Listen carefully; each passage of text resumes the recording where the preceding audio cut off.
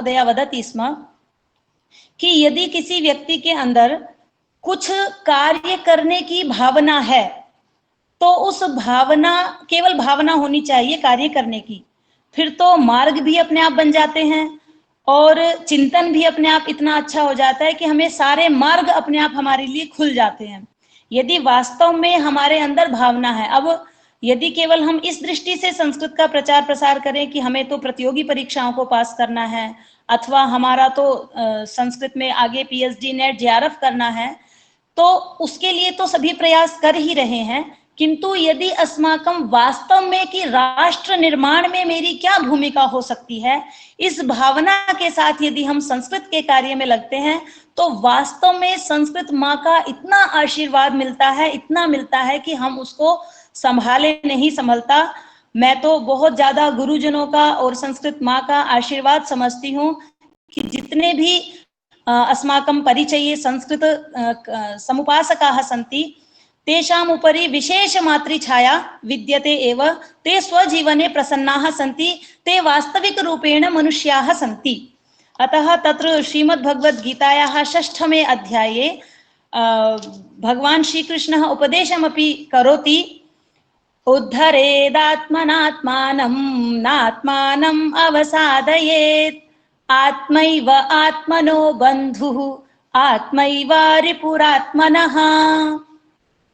हम स्वयं ही खुद के मित्र भी हैं और खुद के शत्रु भी हैं।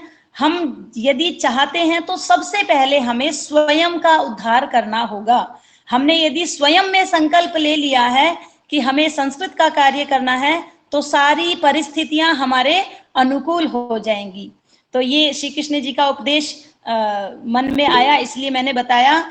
और अन्ते अहम वैयक्तिक रूपेण वयं संस्कृत प्रचाराय किं किं कर्तुं शक्नुमः, यतोहि इदानीम् अग्रिमे एव मासे संस्कृत सप्ताह अपि अस्ति, पुनः सर्वत्रैव संपूर्ण देशे सर्वदा प्रतिदिनं संस्कृतस्य प्रचारः प्रसारः वर्धते एव। तर्हि यथा अत्र बालिकाः वदन्ति स्म यत् यथा ते संस्कृतेन वदन्ति बालिकाः आश्चर्येण पश्यन्ति, अहो एषा तु संस्कृतेन वदति, तर्हि बहु उत्तमः प्रयासः एषा भगिनी कृतवती। पुनः लघु लघु वाक्यानां शब्दानां प्रयोगः वयं यदि स्वगृहे स्वविद्यालये स्वपरिवारे स्वसमाजे कुर्मः तदा संस्कृतमयं वातावरणं भविष्यति, अत्र नास्ति संशयः। पुनश्च यात्रायां मेट्रो याने पुनः रेल याने परस्परं संस्कृतेन संभाषणं यदा वयं कुर्मः तदा ये अस्माकं निकटे निवसन्ति ते वदन्ति, अहो एषा एतावत् अल्पसी आयु मध्ये एव संस्कृतं वदति। एकदा अहं शताब्दी द्वारा यात्रां करोमि स्म। अहं प्रतिदिनं सायंकाले भगवद्गीतायाः कंठस्थीकरणं कारयामि ऑनलाइन माध्यमेन निशुल्कं। तत्र 3 वर्षादारभ्य 13 वर्षीयाः छात्राः संपूर्ण भारतात् आगत्य भगवद्गीतां स्मरन्ति। इदानीम् 11 अध्यायपर्यन्तं ते स्मृतवन्तः। तदा शताब्दी मध्ये 5 वादने मम कक्षा प्रारब्धा। अहं तत्र कक्षां स्वीकरोमि, एकं श्लोकम् एकस्मिन् दिवसे कारयामि। अहं श्लोकस्य पारायणं कारयामि स्म। तदा दूरे किञ्चित् दूरे एकः पत्रकारः आसीत्। सः आगतः। सः वदति, भगवद्गीतायाः श्लोकं सर्वेपि पठन्ति, अहं तु प्रथमवारं दृष्टवान्। तदा सः बहु प्रसन्नः अभवत्। एवं वदति यत् अहं मीडिया द्वारा पुनः च यूट्यूब द्वारा फेसबुक द्वारा ट्विटर द्वारा सर्वत्र प्रचारः प्रसारं च करिष्यामि। अत्र तु बहु उत्तमः प्रयासः विद्यते। तर्हि मम मनसि तदा एवं विचारः आगतः यत् अस्माकं भारतदेशे ये केऽपि वसन्ति तेषां सर्वेषां रक्तस्य कणे कणे संस्कृतं विद्यते। अतएव यत्र कुत्रापि ते संस्कृतस्य श्लोकं संस्कृतस्य मन्त्रं शृण्वन्ति तदैव ते आश्चर्यचकिताः भवन्ति, यतोहि पूर्वमेव संस्कृतस्य संस्कारः तत्र भारतीयेषु विद्यते एव। अतः भारत मध्ये संस्कृतस्य वयं प्रचार प्रसारं बहु सरलतया बहु तीव्रतया कर्तुं शक्नुमः। अत्र कुत्रचिदपि विरोधः न दृश्यते। यदि सामान्य नागरिक मध्ये संस्कृत प्रति प्रेम अस्ति तदा सर्वकारः तु अवश्यमेव अस्माभिः सह कार्यं करिष्यत्येव। अतः तत्र सः बहु उत्तमः प्रशंसां च कृतवान्।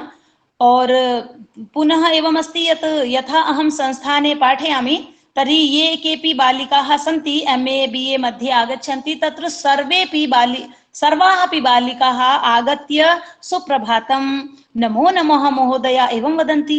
ये जूलॉजी पाठयन्ति, ये कॉमर्स पाठयन्ति, ये साइंस पाठयन्ति, तेषां कृते अपि ताः बालिकाः नमो नमः वदन्ति। अतः सम्पूर्ण महाविद्यालयस्य परिसरे सर्वेपि इदानीं नमो नमः वदन्ति। पुनः हलो हलो इत्यस्मिन् स्थाने ते नमो नमः वदन्ति तर्हि पुनः प्रसन्नतायाः वातावरणं पुनः वदन्ति, इदानीं बहु सम्यक् प्रतीयते, सर्वेपि नमो नमः वदन्ति। पुनः वयं किं कर्तुं शक्नुमः? अस्माकं यद् गृहम् अस्ति, गृहस्य अग्रे वयं स्वकीयं परिचयं स्थापयामः। डॉक्टर अरविंद तिवारी जी का घर, एडवोकेट। तत्र तस्मिन् स्थाने वयं संस्कृतेन स्वकीयं परिचयं तत्र कर्तुं शक्नुमः। ये केपि ततः गमिष्यन्ति ते वदिष्यन्ति, अहो एषः तु संस्कृत परिवारः। पुनः तत्रैव वयं संस्कृतस्य नूतना सूक्तिः अथवा श्लोकं टङ्गयितुं शक्नुमः। नूतनं वयमपि नवीनं सर्च करिष्यामः, पुनः सर्वेषां कृते सन्देशाय तत्र स्थापयामः। तेन कारणेन अपि संस्कृतस्य प्रचारः प्रसारः भवति। यत्र कुत्रापि वयं विवाहोत्सवे गच्छामः, धनराशिं लिफाफा मध्ये कृत्वा दद्मः, तत्र लिफाफा उपरि वयं संस्कृतस्य शुभाशीर्वाद वचांसि लेखयितुं शक्नुमः, श्लोकं मन्त्रं च लेखयितुं शक्नुमः। तेन अपि व्यवहारे संस्कृतमेव आगमिष्यति। पुनः च ये अस्माकं पर्वाणि सन्ति, त्योहार सन्ति, तत्र वयं संस्कृतेन एव सन्देशं परस्परं दातुं शक्नुमः। पुनः ट्विटर, फेसबुक, अन्तर्जालीय ये केपि अत्र संसाधनाः सन्ति, तत्र वयं संस्कृतेन लेखनेन संस्कृतस्य वैयक्तिकरूपेण प्रचारः प्रसारः कर्तुं शक्नुमः।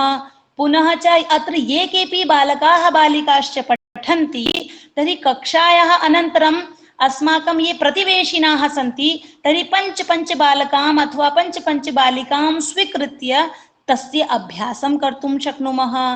सम्यक्। पुनः संस्कृतस्य वार्तां, संस्कृतस्य न्यूज़, संस्कृतस्य गीतम् इतस्ततः भ्रमितुं हम उनको 24 घंटे गुनगुना सकते हैं। तो ये केपि संस्कृतेन वदन्ति तेषां स्वभावः अपि सरलः एव जायते। ये संस्कृतं वदन्ति तेषां जीवने अपि तेषां जीवनं संस्कृतमयं भवति। अतः बहु सम्यक् इयं भाषा अस्ति, संस्कृतभाषा। अत्र प्रचारः प्रसारः संस्कृत प्रचारे प्रसारे च बहु प्रसन्नता अपि भवति। अतः मम तु अयमेव निवेदनम् अस्ति यत् अस्माभिः गृहीतं ये केपि अत्र शिक्षकाः सन्ति, प्रशिक्षकाः सन्ति, तेषां द्वारा यत् ज्ञानं लब्धं तेषाम् एव वयं व्यवहारं यदि कुर्मः, तेषामेव वयं यदि प्रचारः प्रसारं च कुर्मः, तदा अस्माकं गुरुदक्षिणा सफला भविष्यति। और पुनः च सर्वेपि इदानीं सर्वत्र अपि इदानीं कलियुगे संस्कृतस्य वातावरणं वयं द्रष्टुं शक्नुमः। पुनः च अस्माकम् उत्तरप्रदेशः उत्तम प्रदेशः भवेत् इत्येव अस्माकं मम पक्षतः सन्देशः अस्ति। और अत्र मत्तः अत्र बहवः ज्येष्ठाः अपि सन्ति, तेषां पुनः अहं नमस्कृत्य स्वकीयां वाणीं विरमामि। नमो नमः, धन्यवादः।